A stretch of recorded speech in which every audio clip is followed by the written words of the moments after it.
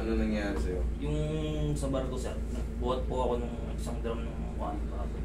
Parang inangat ko lang siya ng konti. Tapos na, ramdaman ko na yung sakit. Tapos ang ginawa sa akin kasi, tinurukan lang ako ng steroids. Kaya, ngayon, siguro isang buwan na, nag-basketball ako po. Mali. Okay. May narinig ka bang pagbuhat mo ng drum? Hindi naman. Wala naman. Talagang sumakit na ng pwersa lang. Okay, mas maganda yung kasi ganun eh. Alam niyo kung bakit ko tinatanong ganun?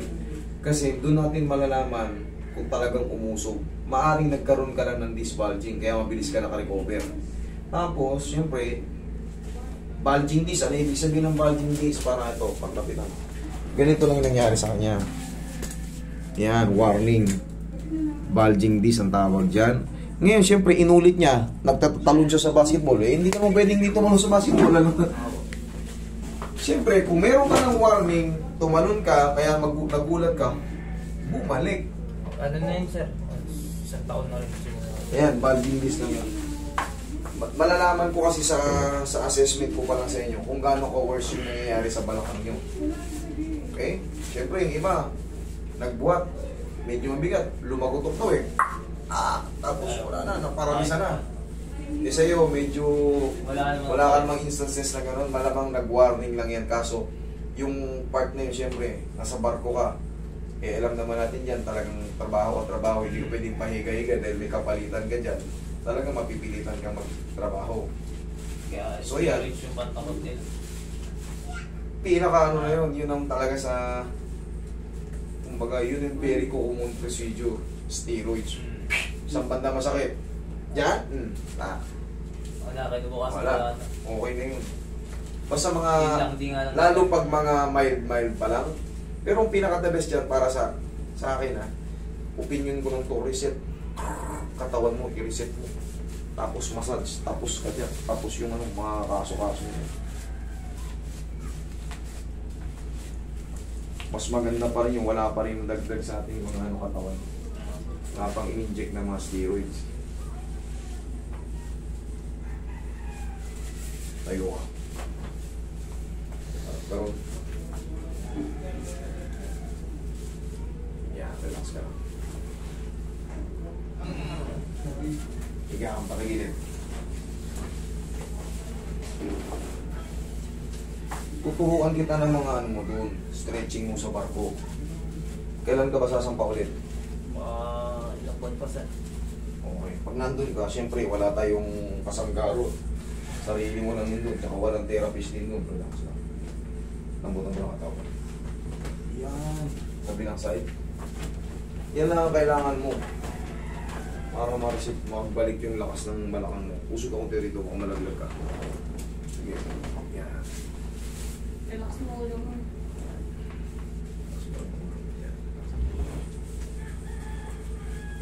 Relax na mo.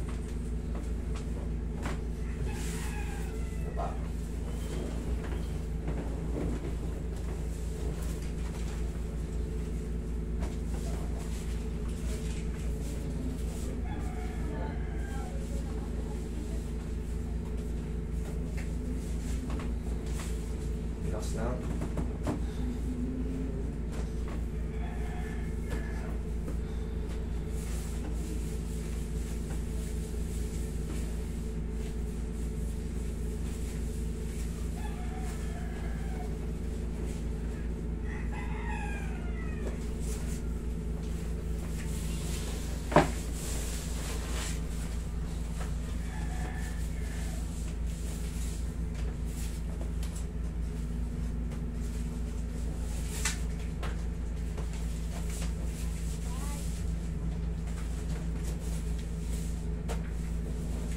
Sir, kahit mga isang linggo, huwag ka muna mag-basketball Sir.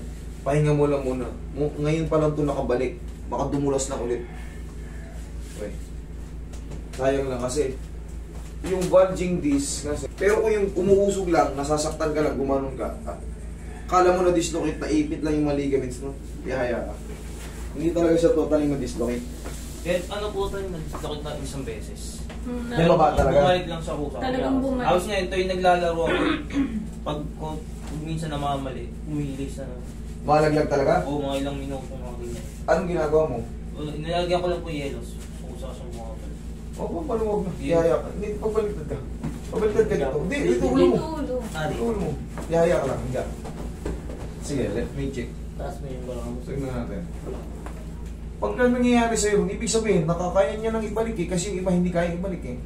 Pinaka-the-best na gagawin mo dyan, bumili ka ng ano, yung mga ganyan, yung shoulder support, muscle tape. Mamaya, ituturo ko sa'yo kung paano yun.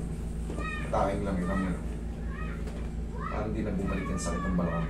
Relax ka na kung titigas ang gagawin mo. Okay. Inhale. Exhale. Pagod siya hanggang balakang. Ramdam.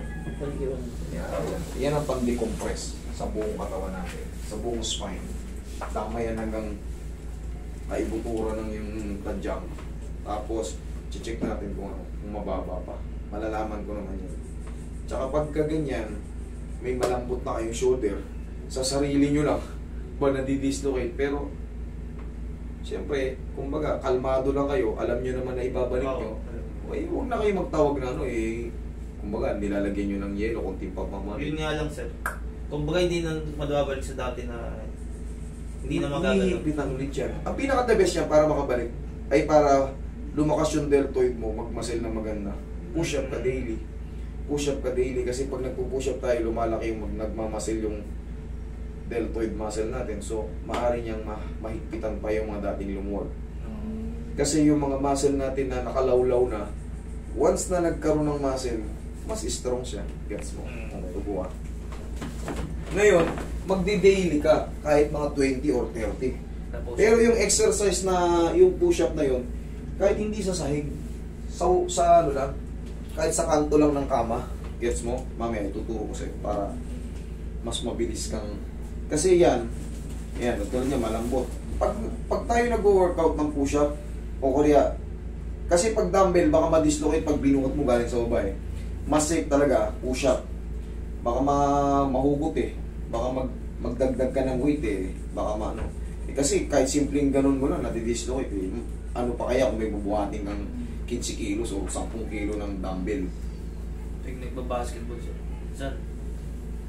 Yun, hindi tumidis itong gumalit lang. Iangat natin para sigurado. Relax na. Sagad naman eh. Sagad, okay yan. Okay. Sagad yan, oh. Okay naman. Ganito ang gagawin mo. Total, nakapasok naman siya, naibalik naman na ng maayos. Ganito ang gagawin nyo. Hindi lang siya ang meron ito, marami kayong may ganito. Marami na lumapit sa akin. Bumili ka ng muscle tape. Order, magkano lang yun eh. 300 lang ata yung 3 rolyo na yun. Marami na yun. Pinakikita mo, kulay blue, pink, pula. Pang-volleyball. Ganyan, no? Kakapit ka sa mga kasama nyo. Tapos, gugupit ka ng ganito. Dikit mo pa ganun. Kailangan nakakapit to. Dikit mo pa ganyan. Tapos ang pa ganun. Para, di ba, nakakapit na yung muscle tape. Para pagbaba ng muscle tape, mararamdaman mo na may nakasapo sa ano mo. Okay? Kasi pag nakaganyan, pag ginanyan mo, lulukot yun.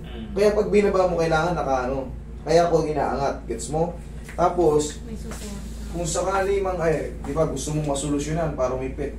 Halika dito. Okay, mag-push up ka rito. Yung ganito lang. Kahit mga 30 peraso. Magugulat ka, gaganda pa yung chest mo, lalaking ano mo. Pa-elevate tayo. O. 1, 2. Sige. Ganyan nga po laging ginagawa. Sige. 1. Yan lang. Pagising sa umaga, lalo kung pagod na pagod ka sa trabaho.